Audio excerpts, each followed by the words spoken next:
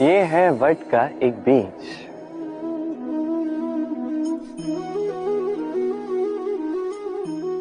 चलिए इसे बोते हैं, थोड़ा जल देते हैं।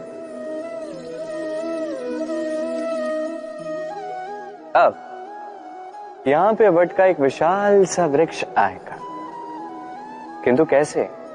कौन इसमें सहायता करेगा? कौन इसे संभव करवाएगा? प्रकृति।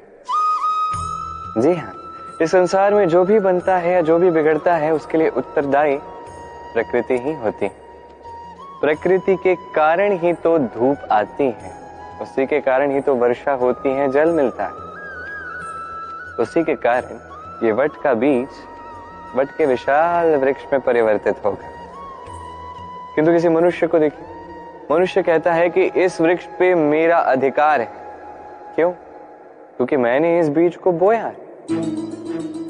अब सारा कार्य प्रकृति करे और सारा श्रेय मनुष्य ले जाए, क्या ये उचित है? कदापि नहीं। अब इसी का उत्तर प्रकृति में ही छिपा है। कभी कोई पक्षी भी किसी बीज को बो देता है, वहां एक वृक्ष आ जाता है, उस पर फल लगते हैं, वो पक्षी उस फल को खाता है, किंतु शेष सभी पक्षियों को, प्राणियों को वहां का फल खाने से मना नहीं करता। उस वृक्ष पर अपना अधिकार स्थापित करने का प्रयास नहीं करता, सब में बांटता है। और यही हमें करना चाहिए। जो प्रकृति से आया है उसे पुनः प्रकृति तक लौटने दें, ये सबसे अधिक आवश्यक है। पंछी की भांति बनिए, तभी आपका मन भी इस आकाश में उड़ना सीखेगा और मन प्रसन्न होकर कहेगा, राधे राधे। कोयल की ध्वनि सुन के मेरा मन ही आनंदित हो जाता है। कोयल मुझे बड़ी ही प्रिय है। अब ऐसा ही एक और पक्षी है काक। एक है काक, एक है कोयल।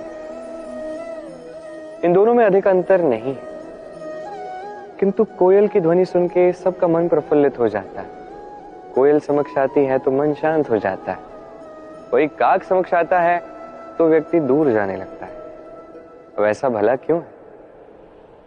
कारण है वाणी। कोयल की वाणी बड़ी ही मीठी, बड़ी ही मधुर होती, वही काक की वाणी अत्यंत कर्कश होती, और कर्कश वाणी सुनना किसी को प्रिय नहीं है। अब स्वयं से पूछे, कोई व्यक्ति आके आपसे बात करे, उसकी वाणी मीठी हो तो कितना अच्छा लगता है, कर्कश हो तो उससे दूर जाने का ही मन करेगा। तो बस आपकी भी वाणी इसी प्रकार मधुर रखिए, मीठी रखिए, ये मुझे भी बड़ा प्रिय है। और ये तब होता है जब मन में प्रेम, इस मन में प्रेम जागृत कीजिए, वाणी अपने आप मीठी हो जाएगी और कृष्ण स्वयं आपके निकट आएंगे और आपके साथ कहेंगे क्या? राधे राधे।